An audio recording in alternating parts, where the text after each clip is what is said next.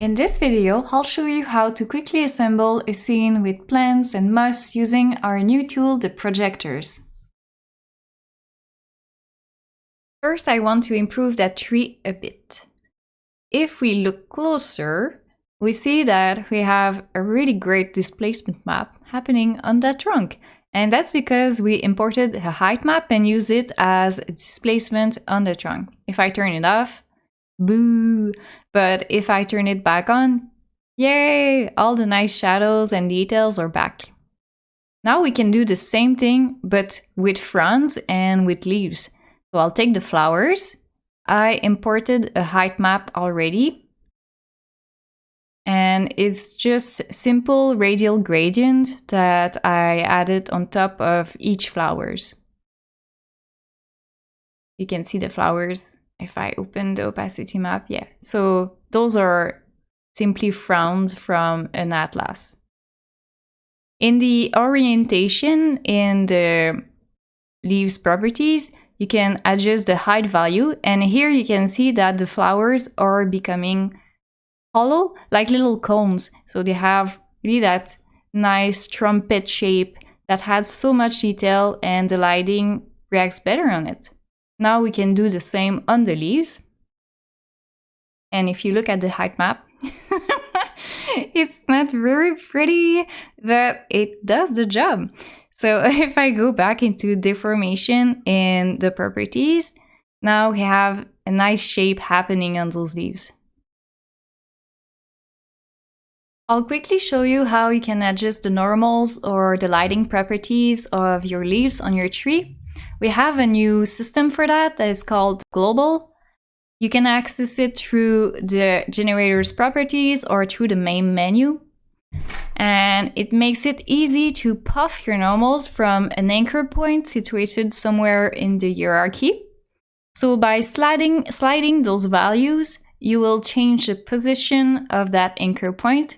If you were to increase huge, for example, then you'll have a spherical effect. If you take something more tiny, you'll get kind of like a cloud shape. And using the helpers makes it easy to see where the normals are pointing to. Next, we want to create our asset for the moss. We're not going to import a texture for this. We're going to use only the material editor. First, we need to create a new material, add new, and then renaming it because I like things to be a little clean. Then by clicking on color and then canceling because I don't need a texture, I can access the noise option. Then you can simply pick a color if you want or create one using the options that are there. I'll just change it a little. And then for the second color, I'll pick the first one because I don't want it to be too contrasted, and then change the saturation value. For the opacity, again, no texture, we're going to use a radial gradient. And then I'm increasing the contrast to get something more sharp because we want the middle to be fully opaque. For the normal, a noise. Now it looks like porridge. We do not want that, so decreasing the contrast and also reducing the value of the normal map. Then for the glass, again, a noise, but reducing the contrast quite a bit because we don't want it to sparkle like a Christmas tree. And finally, we can change the height. And it's going to be a radial because we want it to be rounded. So just increasing the contrast a little bit. And I forgot to invert my opacity map and also the height map. So I'm going to do that because you want the white to be the middle of the round shape to be up. And same thing for the opacity. The white is going to show, the black is going to be hidden. Now, we only have to create a cutout for this. Super simple. I'm just going to use the test selection amount and increase that put the pivot point in the middle and then assign it to the high. Done. We're ready to add it to the trunk. For that, we'll use the decal generator. To create a decal, simply right-click, add, and in decoration you have decal. Right now it's on the other side of the tree, so you don't see it, but I'm going to assign the material and the proper cutout. And then by changing the generation values for interval, now you can see our decal is there. It's going all over around the tree. This is not what we want. Usually moss grow on only one side of the tree. I think it's north, so we'll try to do the same. Right now there's a little bit of clipping happening, but by increasing the height amount, now we can see it's using our height map to create a cute little round shape. But we have a bit of an offset, so we can change the 0 value and bring that back into the trunk, so we get rid of that.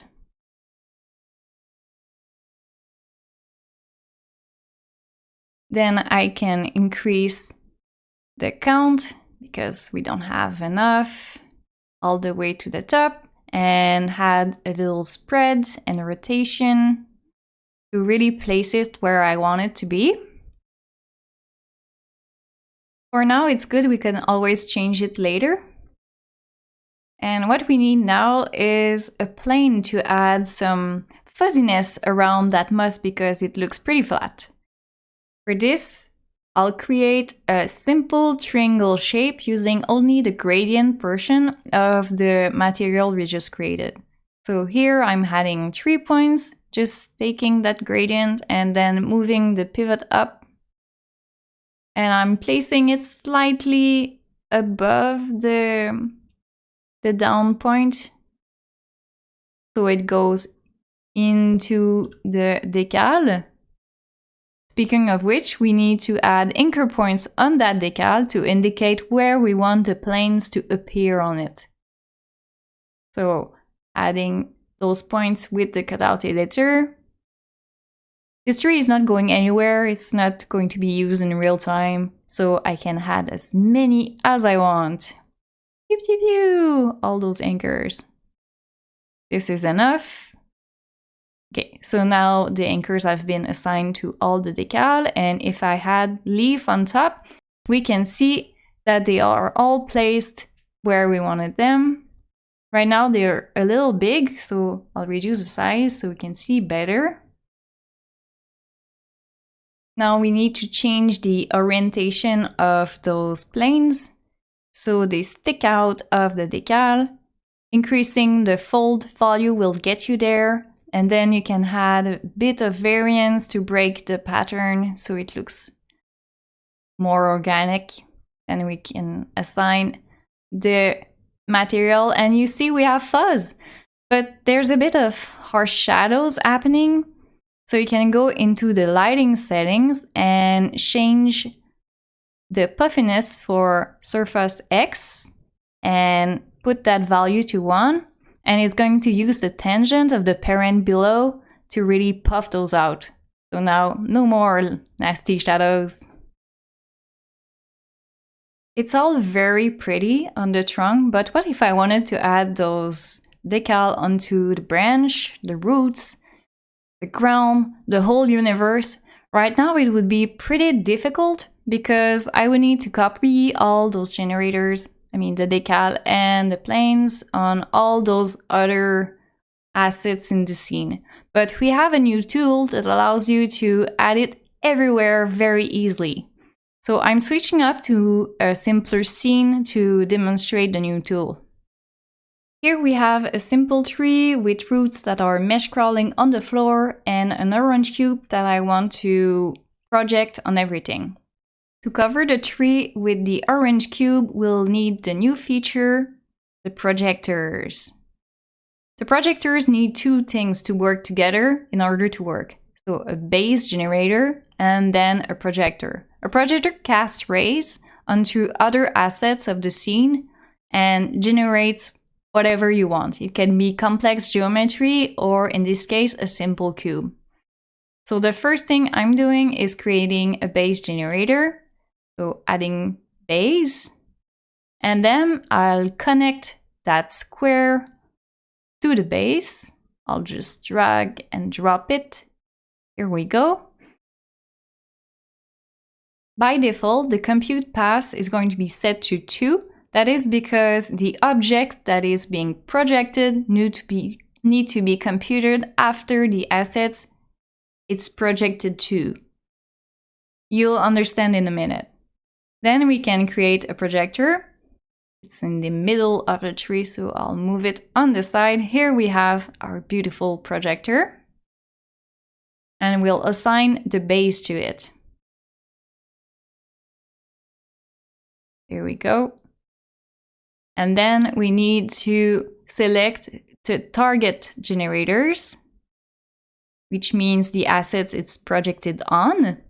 And by selecting the floor, we can see the orange cubes on the floor. If I move the projector, the cubes are going to move with the rays. And we can add the tree. And we can add the roots, but oh no! Why are there no squares on the roots? That is because of the computation path. So remember when I said that the roots were mesh crawling? That means they needed to be on a path higher than the ground. The ground was 1, the roots are 2. So now the base needs to be 2, 3. And now we have cubes on the roots as well. You can move the rays, the projectors, everything in the scene, and it's going to follow. Now we have many options available for the projector. You can change the fuzziness, change the distance of the rays. You can change also the shape of the projector. So right now it's a circle, but you can change it to be a rectangle or a sphere. And also a cylinder. A cylinder is very useful if you want to send something to the trunk because you can change the orientation of the rays. So it can be forward or toward. We also have a spot that I think is very handy. And you can change the angle threshold as well of the rays. So if you want the rays to target only something that is kind of perpendicular to it, you can do that. We are projecting a mesh, but you could also project branches, and they are welding with the parent. How incredible! So you can really go crazy with those projectors. You can have a complex hierarchy and it's going to work. Now that we've been amazed with this new feature, let's go back to our sheeps. So we have this mouse, and I want to use a projector instead of the usual way we do things. So again, I'm going to create a base and then a projector. But in this video, I did it the other way around. So I created the projector first. And in this case, I used a rectangle because I think it's going to follow the trunk easily. So I'm just moving that around and placing it. Then I'll create the base generator. Here we have base. And I'll simply copy and paste the decals and plane we already made earlier. No need to create something new. We can just reuse. And then I'm changing the generation style to absolute and 1 because I don't want many decals to be projected at the same place. I would advise to rename everything you add in your scene because it can get complicated kind of soon and it's going to be easier to work that way. So now that we have our base, I can assign it to the projector. See, I should have done the base before the projector because now I have to turn that projector around because it's facing the wrong way, but it's easy to fix, so we're good. And then I can add the trunk. Okay, so at that time, there was a problem with the size relative to the parents. That's why those moss blob are gigantic. But we fixed it now, so you won't have this issue with your tree.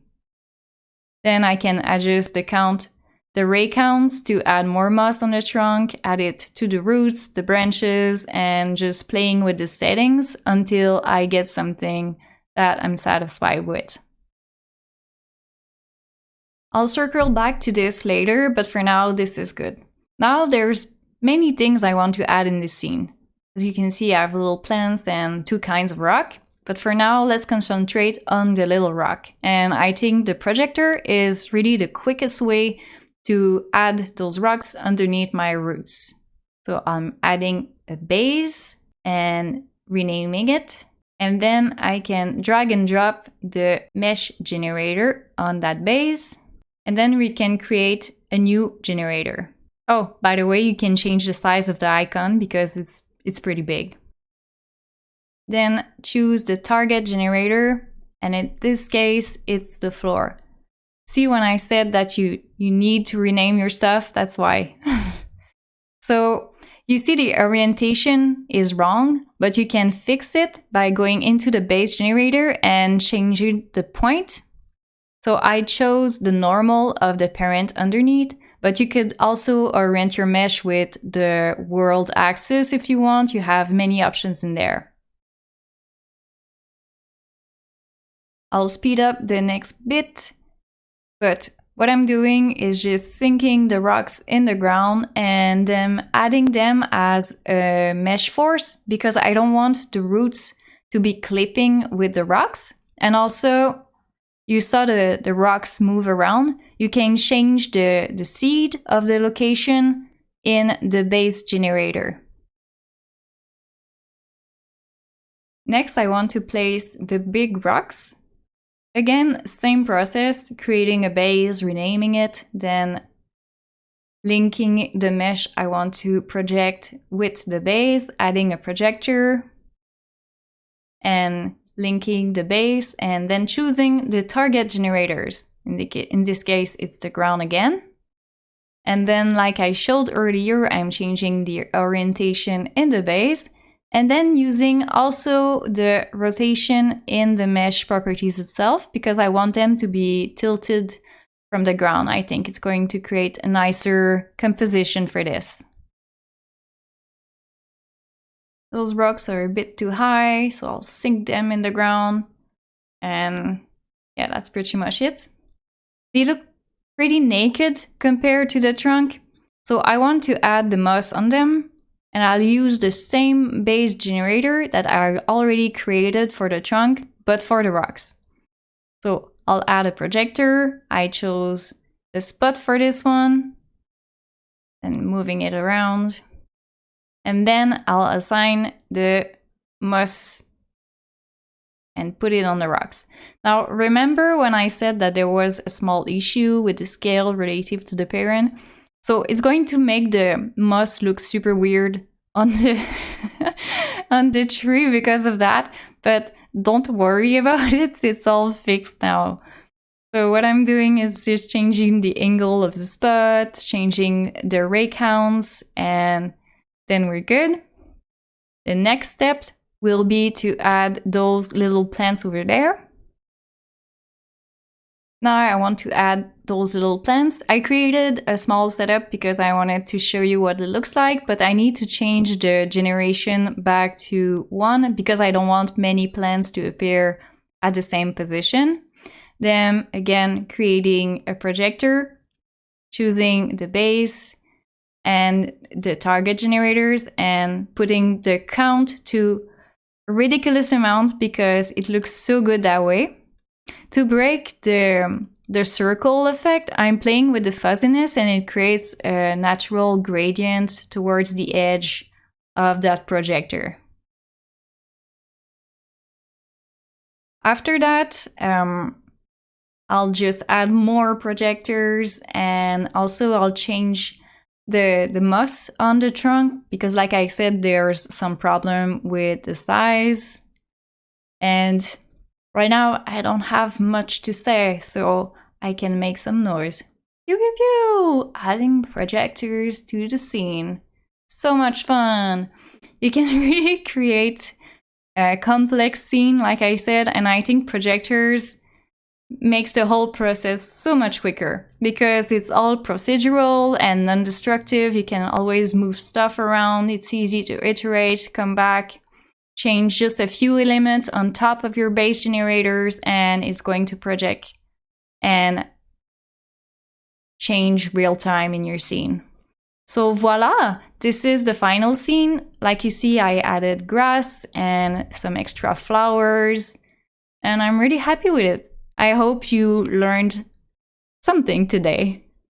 I added an extra part to this video because I wanted to show you the bend tool.